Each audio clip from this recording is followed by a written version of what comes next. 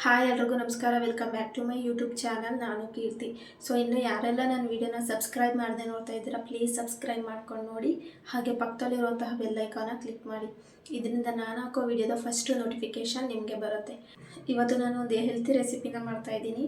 So dry fruits ಲಡ್ಡುನ ಮಾಡ್ತಾಯಿದ್ದೀನಿ. So ಯಾವ ರೀತಿ ಮಾಡ್ತೀನಿ ಅಂತ ನೋಡೋಣ.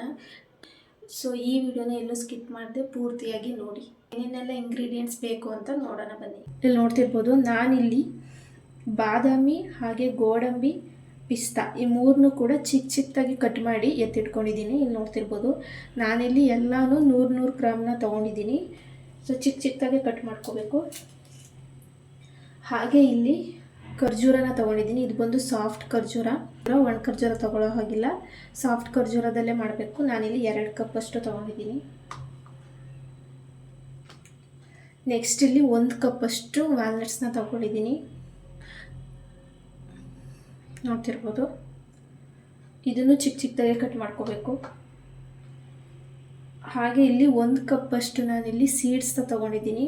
ಸೊ ಇಲ್ಲಿ ಪಂಪ್ಕಿನ್ ಸೀಡ್ಸ್ ಇದೆ, ಹಾಗೆ ಸನ್ಫ್ಲವರ್ ಸೀಡ್ಸ್ ಮತ್ತು ವಾಟರ್ ಮೆಲನ್ ಸೀಡ್ಸ್ ಹಾಗೆ ಫ್ಲ್ಯಾಕ್ಸ್ ಸೀಡ್ಸ್, ಈ 4 ಥರ ಸೀಡ್ಸ್ನ ನಾನು 1 ಕಪ್ಪಷ್ಟು ತೊಗೊಂಡಿದ್ದೀನಿ.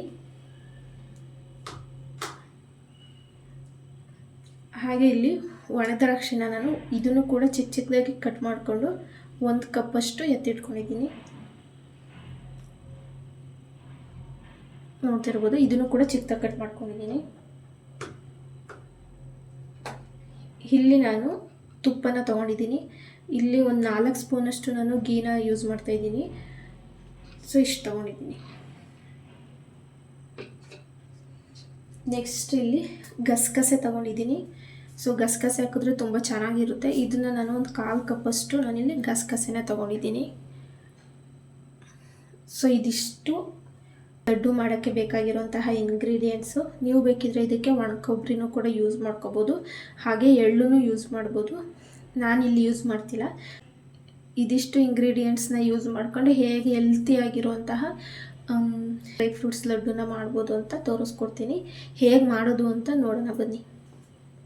ಫಸ್ಟಿಗೆ ನಾನಿಲ್ಲಿ ಒಂದು ಕಡಾಯಿನ ಇಟ್ಕೊಂಡಿದ್ದೀನಿ. ನಾವು ಏನೆಲ್ಲ ಡ್ರೈ ಫ್ರೂಟ್ಸ್ ಹಚ್ಚಿಟ್ಕೊಂಡಿದ್ದೀವಿ ಅದನ್ನೆಲ್ಲ ನಾವು ಫ್ರೈ ಮಾಡ್ಕೋಬೇಕಾಗತ್ತೆ.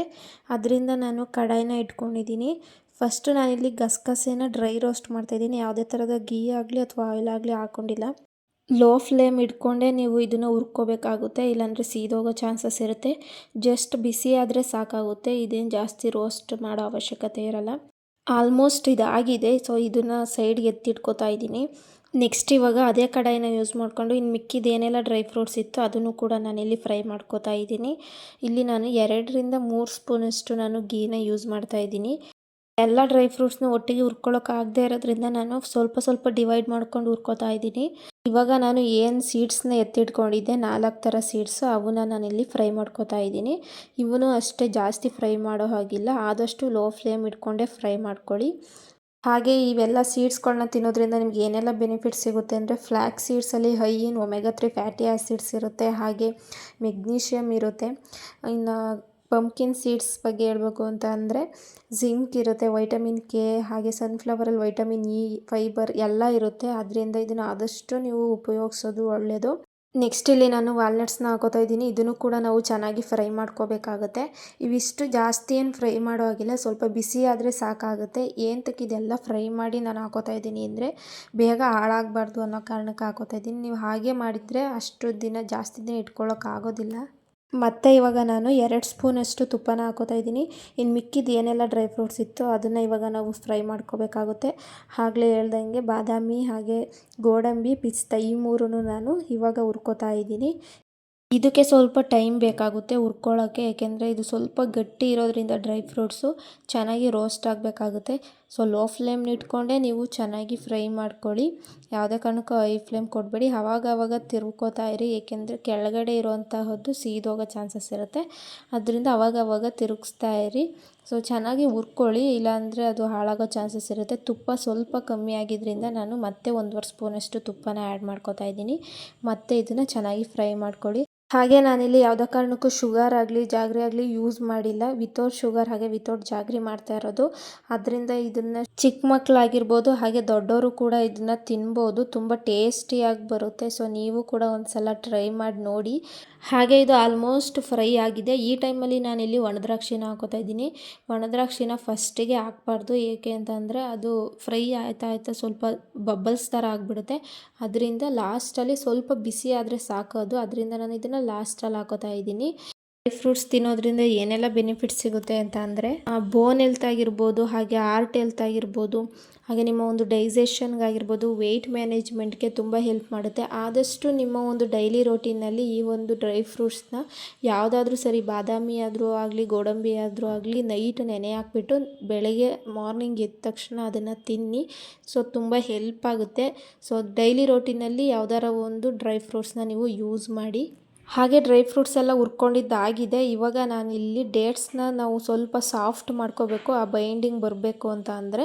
ಅದರಿಂದ ನಾವಿಲ್ಲಿ ಸ್ವಲ್ಪ ಅದನ್ನು ಫ್ರೈ ಮಾಡ್ಕೋಬೇಕಾಗುತ್ತೆ. ಅದು ಏನು ಡೇಟ್ಸ್ ಸ್ವಲ್ಪ ಗಟ್ಟಿ ಇರುತ್ತೆ ಅಲ್ವಾ, ಅದು ಸ್ವಲ್ಪ ಸಾಫ್ಟ್ ಆಗಬೇಕು. ಅದರಿಂದ ನಾನಿಲ್ಲಿ 2 ಸ್ಪೂನಷ್ಟು ತುಪ್ಪನ ತೊಗೊಂಡಿದ್ದೀನಿ. ಈಗ ನಾನು ಏನು 2 ಕಪ್ಪಷ್ಟು ಡೇಟ್ಸ್ನ ತೊಗೊಂಡಿದ್ದೆ ಅದನ್ನು ಹಾಕ್ಕೊಂಡು ಚೆನ್ನಾಗಿ ಸಾಫ್ಟ್ ಆಗೋವರೆಗೂ ನಾವು ಅದನ್ನು ಫ್ರೈ ಮಾಡ್ಕೋಬೇಕಾಗುತ್ತೆ. ಸೊ ಇದು ತುಂಬ ಏನು ಸಾಫ್ಟ್ ಆಗೋಲ್ಲ, ನಮಗೆ ಬೈಂಡಿಂಗಿಗೆ ಎಷ್ಟು ಬೇಕು ಅಷ್ಟು ಸಾಫ್ಟ್ ಆಗುತ್ತೆ. ಅಲ್ಲಿವರೆಗೂ ಇದನ್ನು ಚೆನ್ನಾಗಿ ಫ್ರೈ ಮಾಡ್ಕೋಬೇಕಾಗುತ್ತೆ. ಆದಷ್ಟು ಲೋ ಫ್ಲೇಮಲ್ಲೇ ಇಟ್ಕೊಳ್ಳಿ ಇದನ್ನು. ಹಾಗೆ ತಿರುಗ್ತಾನೆ ಇರಬೇಕು, ಬಿಟ್ಟರೆ ಅದು ಫುಲ್ಲು ತಳ ಹಿಡಿದ್ಬಿಡುತ್ತೆ, ಅಂಟು ಥರ ಆಗಿಬಿಡುತ್ತೆ.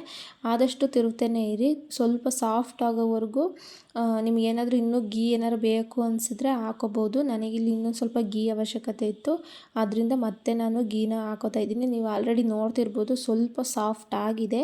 ಸೊ ಈಗ ಮತ್ತೆ ಗೀನ ಹಾಕ್ಕೊಂಡು ನಾನು ಮಿಕ್ಸ್ ಮಾಡ್ಕೋತಾ ಇದ್ದೀನಿ. ಚೆನ್ನಾಗಿ ಮಿಕ್ಸ್ ಮಾಡಿಕೊಡಿ. ಅದು ಏನು ಗಟ್ಟಿ ಇದೆ ಅದೆಲ್ಲ ಸಾಫ್ಟ್ ಆಗಬೇಕು, ಇಲ್ಲಾಂದರೆ ಬೈಂಡಿಂಗ್ ಆಗೋದು ಕಷ್ಟ ಆಗುತ್ತೆ. ಇಲ್ಲಿ ನೋಡ್ತಿರ್ಬೋದು ಆಲ್ಮೋಸ್ಟ್ ಇದು ಸಾಫ್ಟ್ ಆಗಿದೆ. ಇನ್ನೊಂದು ಸ್ವಲ್ಪ ಸಾಫ್ಟ್ ಆದರೆ ಸಾಕಾಗುತ್ತೆ. ಸೊ ಅಲ್ಲಿ ನೋಡ್ತಿರ್ಬೋದು ಈ ಕಡಾಯಿಗೆ ಎಲ್ಲ ಹೆಂಗೆ ಅಂಟ್ಕೊಂಡಿದೆ ಅಂತ. ಸೊ ಇದಾದಷ್ಟು ನೀವು ಎಷ್ಟು ಸಾಫ್ಟಾಗಿ ಮಾಡ್ಕೋತೀರೋ ಅಷ್ಟು ಚೆನ್ನಾಗಿ ಬರುತ್ತೆ, ಉಂಡೆ ಕಟ್ಟೋದಕ್ಕೆ ಈಸಿ ಆಗುತ್ತೆ. ಹಾಗೆ ಡೇಟ್ಸ್ ಒಂದಿದ್ರೆ ಯಾವುದೇ ಥರದ್ದು ಶುಗರ್ ಆಗಲಿ ಜಾಗ್ರಿ ಆಗಲಿ ಯಾವುದು ಕೂಡ ಯೂಸ್ ಆಗಲ್ಲ ನಮಗೆ. ಸೊ ಡೇಟ್ಸ್ ಇದ್ದರೆ ನೀವು ಆರಾಮಾಗಿ ಲಡ್ಡುನ ಮಾಡ್ಕೋಬೋದು. ಇದೀಗ ಆಲ್ಮೋಸ್ಟ್ ಆಗಿದೆ. ಹಾಗೆ ಡೇಟ್ಸ್ ತಿನ್ನೋದ್ರಿಂದಲೂ ಕೂಡ ನಮಗೆ ತುಂಬ ಹೆಲ್ತ್ ಬೆನಿಫಿಟ್ಸ್ ಇದೆ. ಆದಷ್ಟು ಡೈಲಿ 2-3 ತಿನ್ನಿ. ತುಂಬ ಹೀಟ್ ಇರೋರು 1-2 ತಿನ್ನಿ ಸಾಕಾಗುತ್ತೆ. ಸೊ ಇವಾಗ ನಾವು ಇದು ಆಲ್ಮೋಸ್ಟ್ ಆಗಿರೋದ್ರಿಂದ ಏನು ಎಲ್ಲ ಹುರಿದಿಟ್ಕೊಂಡಿದ್ದೋ ನಾವು ಅದನ್ನು ನಾನು ಇಲ್ಲಿ ಹಾಕೋತಾ ಇದ್ದೀನಿ. ಪ್ರತಿಯೊಂದು ಗಸಗಸೆ ಆಗಿರ್ಬೋದು, ಸೀಡ್ಸು ಎಲ್ಲನೂ ನಾನು ಇವಾಗ ಇದಕ್ಕೆ ಹಾಕ್ಕೊಂಡು ಮಿಕ್ಸ್ ಮಾಡ್ಕೋತೀನಿ. ಹಾಗೆ ಇಲ್ಲಿ ಫ್ಲೇಮ್ನ ಆಫ್ ಮಾಡಿ ನಾನಿವಾಗ ಇದನ್ನೆಲ್ಲನೂ ಮಿಕ್ಸ್ ಮಾಡ್ಕೋತಾ ಇದ್ದೀನಿ. ಚೆನ್ನಾಗಿ ಮಿಕ್ಸ್ ಮಾಡಿಕೊಂಡು ಇದನ್ನು ಹಾಗೆ ಸ್ವಲ್ಪ ಹೊತ್ತು ಎತ್ತಿಡಬೇಕಾಗುತ್ತೆ. ಯಾಕೆಂದರೆ ಬಿಸಿದ್ರಲ್ಲಿ ಉಂಡೆ ಕಟ್ಟೋಕ್ಕಾಗಲ್ಲ, ಕೈ ಸುಡುತ್ತೆ. ಸ್ವಲ್ಪ ತಣ್ಣಗಾಗಲಿ. ಸೊ ತುಂಬ ತಣ್ಣಗಾಗೋಕ್ಕೂ ಬಿಡಬೇಡಿ, ಬೆಚ್ಚಗಿರಬೇಕು ಅದು. ಅಲ್ಲಿವರೆಗೂ ನೀವು ಸ್ವಲ್ಪ ಹೊತ್ತು ಎತ್ತಿಟ್ಬಿಟ್ಟು ಆಮೇಲೆ ನೀವು ಉಂಡೆನ ಕಟ್ಕೋಬೇಕಾಗುತ್ತೆ. ನಿಮ್ಗೆ ಯಾವ ಶೇಪಲ್ಲಿ ಬೇಕೋ ಆ ಶೇಪಲ್ಲಿ ಕಟ್ಕೋಬೋದು. ನಾನಿಲ್ಲಿ ರೌಂಡಲ್ಲಿ ಕಟ್ಕೋತಾ ಇದ್ದೀನಿ. ಇಲ್ಲಿ ಫಸ್ಟಿಗೆ ನಾನಿಲ್ಲಿ ಒಂದು ಸ್ವಲ್ಪ ತುಪ್ಪನ ಇಟ್ಕೊಂಡಿದ್ದೀನಿ, ಏಕೆಂದರೆ ಕೈಗೆ ಅಂಟುತ್ತೆ ಅಲ್ವಾ ಅದು. ಅದರಿಂದ ನಾನಿಲ್ಲಿ ತುಪ್ಪನ ಸ್ವಲ್ಪ ಕೈಗೆ ಸವರ್ಕೊಂಡು ಇಲ್ಲಿ ಉಂಡೆನ ಕಟ್ತಾ ಇದ್ದೀನಿ. ನಿಮ್ಗೆ ಯಾವ ಸೈಜಲ್ಲಿ ಬೇಕು ಅಥವಾ ಯಾವ ಶೇಪಲ್ಲಿ ಬೇಕು ನೋಡ್ಕೊಂಡು ಕಟ್ಕೊಳ್ಳಿ. ನಾನು ಮೀಡಿಯಮ್ ಸೈಜಲ್ಲಿ ಹಾಗೆ ರೌಂಡ್ ಶೇಪಲ್ಲಿ ಕಟ್ಕೋತಾ ಇದ್ದೀನಿ.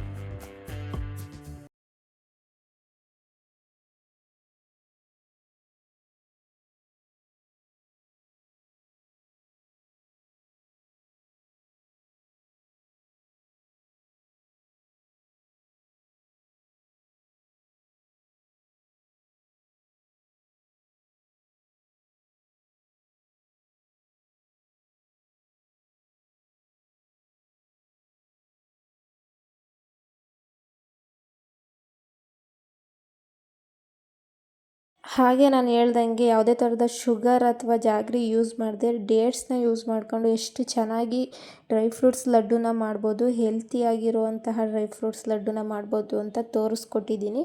ಸೊ ನೀವು ಕೂಡ ಮನೆಯಲ್ಲಿ ಒಂದು ಸಲ ಟ್ರೈ ಮಾಡಿ. ಹಾಗೆ ಹೇಗೆ ಬಂತು ಅಂತ ನನಗೆ ಕಮೆಂಟ್ ಸೆಕ್ಷನಲ್ಲಿ ತಿಳಿಸಿ. ಟ್ರಸ್ಟ್ ಮೀ ತುಂಬ ಚೆನ್ನಾಗಿ ಬಂದಿರುತ್ತೆ. ಸೊ ಈ ಒಂದು ವಿಡಿಯೋನ ನಾನು ಇಲ್ಲೇ ಎಂಡ್ ಮಾಡ್ತಾ ಇದ್ದೀನಿ. ಈ ಒಂದು ವಿಡಿಯೋ ಏನಾದರೂ ನಿಮಗೆ ಇಷ್ಟ ಆಗಿದರೆ ಪ್ಲೀಸ್ ಲೈಕ್ ಮಾಡಿ, ಶೇರ್ ಮಾಡಿ, ಹಾಗೆ ಕಮೆಂಟ್ ಮಾಡಿ. Thank you for watching my video. Bye bye.